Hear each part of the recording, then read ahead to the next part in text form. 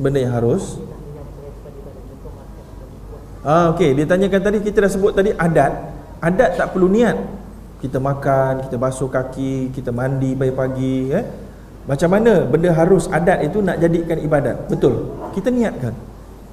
Bila niat, maka tadi kita pergi kerja, kita niat untuk menunaikan tanggungjawab sebagai seorang ayah, sebagai seorang suami. Maka lepas tu ada timbul, lepas dah kamu jadikan ibadat, kamu akan diuji pula nak jadikan dia ikhlas. Nak jadikan dia ikhlas. Maka sebab itu bila jadi ibadat, kamu akan naikkan ranking dia daripada adat kepada ibadat. Tapi kena ikut syarat-syarat ibadat itulah. Kerja mesti yang halal, menutup aurat kalau kerja. Kalau mandi pula tak ada masalah lah. Mandi tak ada apa masalah lah kan. Halal lah. Air tak curi contohnya. Gitu. Ya, habis. Sila tuan.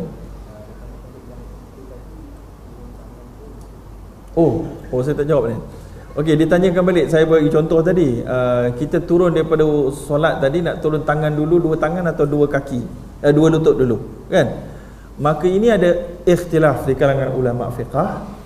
Maka kebanyakan jumhur, majoriti mazhab mengatakan turun lutut terlebih dahulu. Ya, tapi sebahagian ulama lain mengatakan turun tangan terlebih dahulu. Kerana turun tangan ada hadis Ibn Abu Daud semua sahih, turun lutut pun sahih juga, ya. Maka ada satu hadis tu Nabi kata fala yabruk kama yabrukal ba'ir, jangan kamu turun macam unta turun. So maknanya sekarang ni Nabi tak mau kita beribadat macam kita turun tu ada menyerupai binatang yang bernama unta. Tapi unta tak ada tangan, tak ada lutut, ada tak? Ada. Iaitu tengok dia bahagian, dia unta ada 4 kaki. Kalau dia turun, dia jatuhkan depan dulu, maknanya tu lutut tangan dulu. Kalau dia jatuhkan belakang dulu, baru dah kaki depan dia turun, itu maknanya lutut dulu. So kita kena tengok unta. Imam Ibn Qayyim sebut bahawa bila mana ditengok, kita akan dapati bahawa unta dia turun mana dulu? Depan dulu. Unta kaki depan dia macam patahkan kaki depan dia dulu, barulah kaki belakang dia turun. Gitu. Maknanya jangan cuba kita, maknanya turun lutut dululah. Gitu. Itu dari sudut unta tu sendiri. Walaupun unta ni kita tak ada nak kata dia jadi sumber hukum pula dalam bab ni, tak. Ada orang kata unta tu unta Mesir kot, unta Jordan kot, lain kot. Tak. Unta dia sama je, dia sama gitu. Tapi selain daripada unta tu, nas hadis tu lah, teks-teks hadis tu.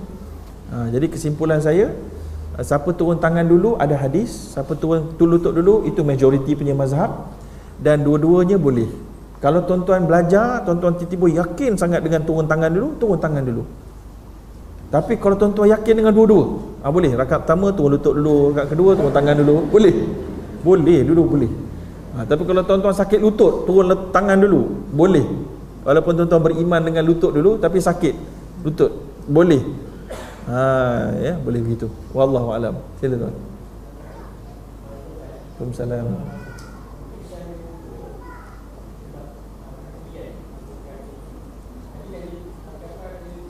Alirkan je.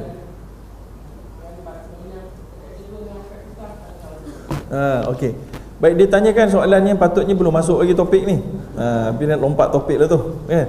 Iaitulah kalau kita basuh kaki semasa wuduk, kita buka paip, kita alirkan saja air, adakah sudah memadai? Ada soalan tulis.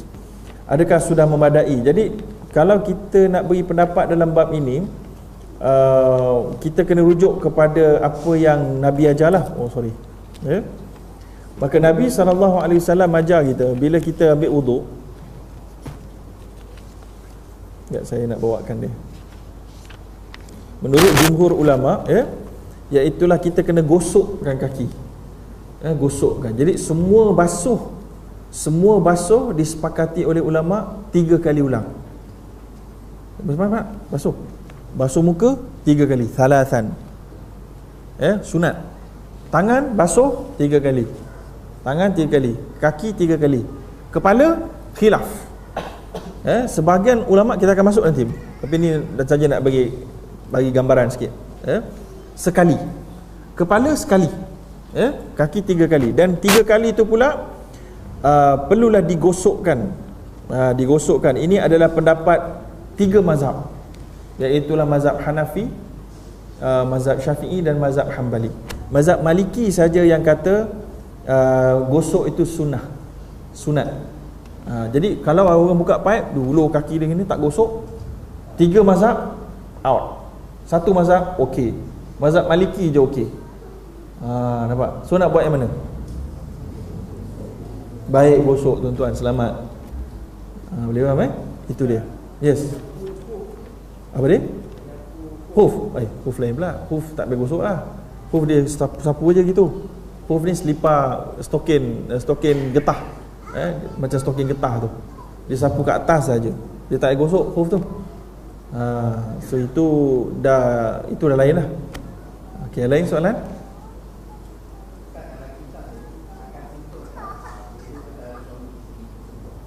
Ada. Kesimpulan dia Syafi'i batal, Maliki dan Hambali tak batal kecuali bersyahwat. Hanafi langsung tak batal kecuali bersetubuh je batal, atau air keluar air mazi. Dia bincang dalil dia, ya. Tapi kalau tuan-tuan hari ni di Malaysia paip sentiasa ada air, tiba-tiba nak pegang Hanafi dengan Hambali, saya rasa baik tuan-tuan ambil wuduk balik lah. Dari sudut dalil kita boleh bincang kemudian, tapi dari sudut suasana kita air mudah, baik kita ambil wuduk balik, keluar daripada khilaf.